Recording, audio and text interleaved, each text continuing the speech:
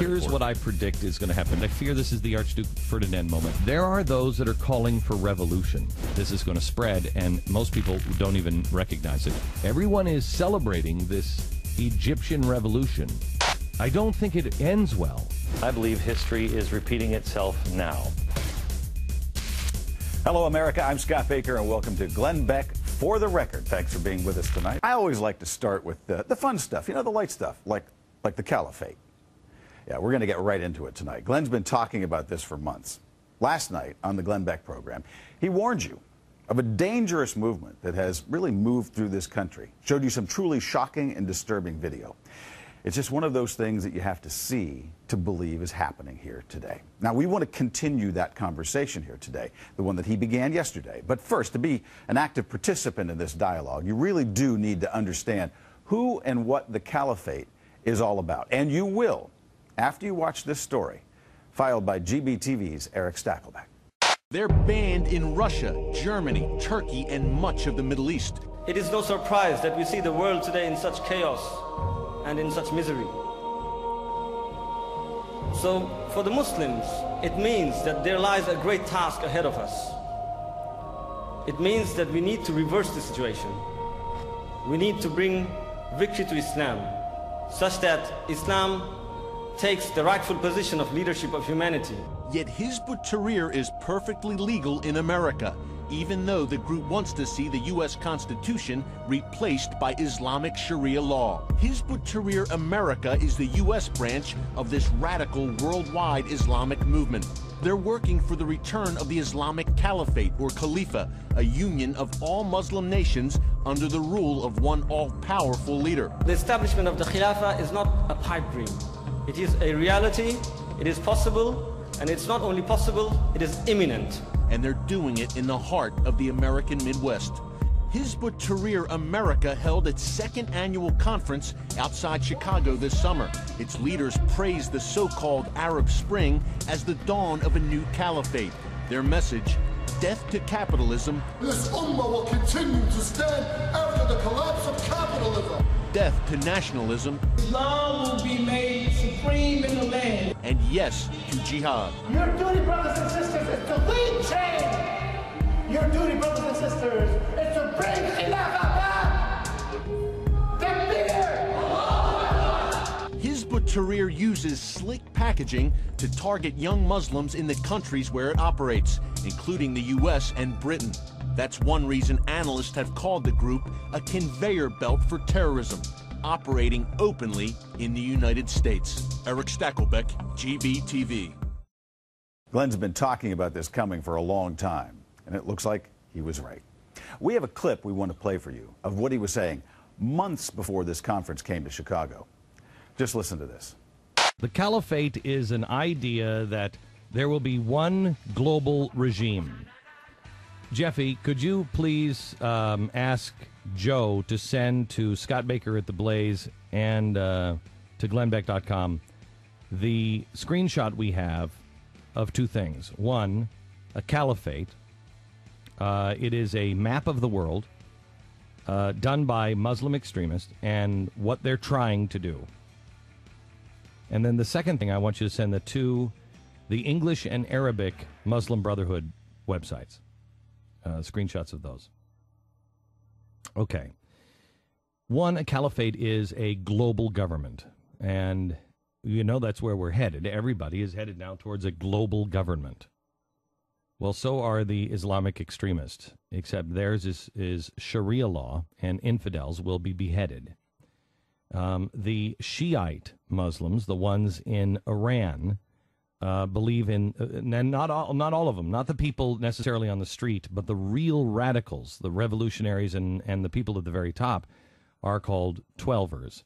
They believe in the 12th Imam, and that 12th Imam, when he returns, he will set up a global caliphate in ancient Babylon.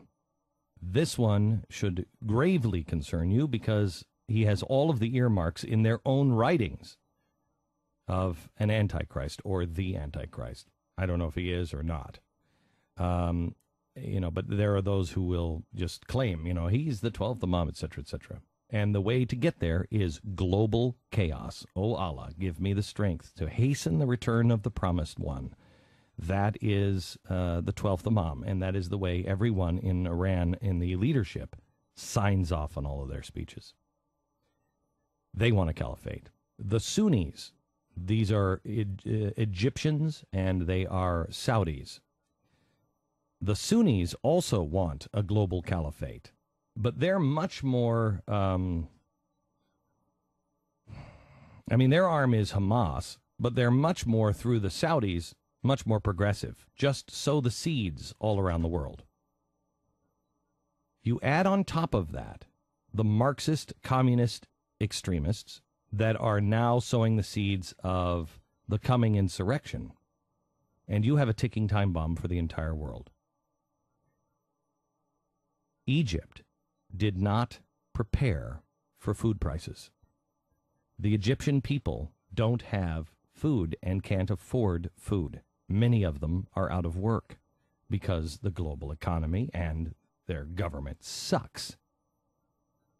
And so now you have unemployed people and you have food shortages. That is the recipe for disaster. As I said, I think on September 11th, if you add hunger and fear, you can pretty much get anybody to do anything. And it's a powder keg. Well, that's what you have. You have hatred of Israel and America. And you have revenge and anger, rage, and you have hunger. The Muslim Brotherhood has now gone global. This is why Turkey is changing. Turkey was an ally. It still is. It's in NATO. Turkey had a chance of getting out of this, and they have failed.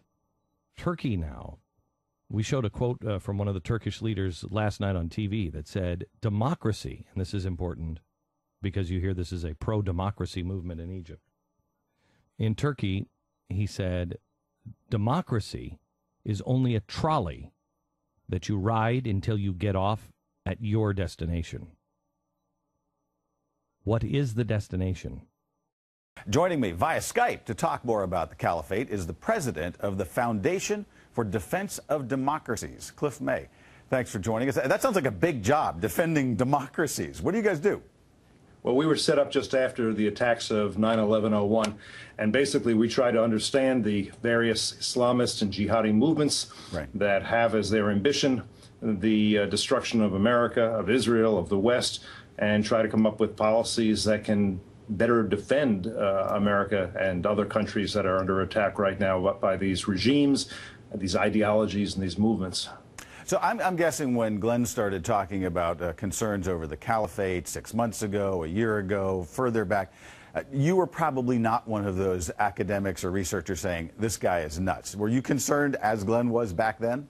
I was, and we should be, and there is reason to be concerned. Look, for most people in the United States, if you say, what happened in 1924, they can't tell you, but for millions of people... Don't quiz me right now. Don't go like into what happened in 1924. Let me tell you what happened in 1924, okay. Because of the caliphate dissolved. Right. That's when it collapsed. That's when it disappeared after 1,400 years. And a lot of people around the world feel that was the most important tragedy, the most important event of the 20th century, and that the goal must be to reestablish that caliphate. That's why that little bit of history really does need to be known. Well, when you look at the video that was played on Glenn's show yesterday, the conference that was held in Chicago this past summer, I think even for people that might be concerned about radical Islam, there is something of a temptation to say, this is just the wacky, wacky fringe. Yep, they're saying extreme things, but we really don't have to be concerned about them. Your response to that? Well, what you see here, and what I'm driving at, is that there is both a nostalgia for the caliphate, a desire to reestablish the caliphate, because that is believed to be the will of Allah, that is believed to be, by many Muslims, an obligation that they have. And then the question is, how do you reestablish that governing authority and make its authority resonate throughout the world? Now, you can do that as jihadists want to do. through warfare, through open warfare against them. There are others who say, no, there are ways we can do it, perhaps short of warfare, which doesn't mean they necessarily disapprove of it, but we can also establish our laws, Sharia in many places. We can establish our population. There's the most important and powerful organization in the world that most people have never heard of, is the Organization of the Islamic Conference, which recently changed its name for PR purposes to the Organization of Islamic Cooperation. It's based in Saudi Arabia. It has 56 members, not all of which are even majority Muslim countries.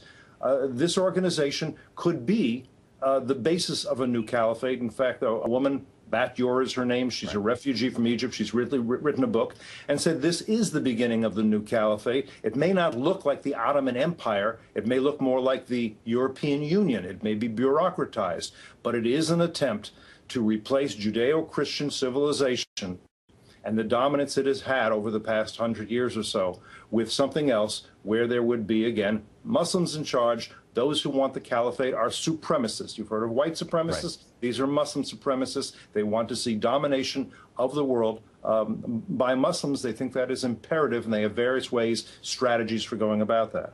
So you're looking at a broader network here, and it was interesting when you said the OIC changed its name for PR purposes, because was the new name, did you say, for cooperation? Because that sounds so sounds so friendly. Right? It sounds so friendly. That's exactly right. But so when we see like a group in Chicago, they may not just be lone actors off by themselves. You're saying that there's a lot of connection and cooperation between these groups that really are trying to bring back the caliphate. There is cooperation. There is a network. I'm not going to say there are not rivalries. There are rivalries, obviously. But sometimes people mistake rivalries and think that they're enemies rather than that they're trying to achieve pretty much the same thing.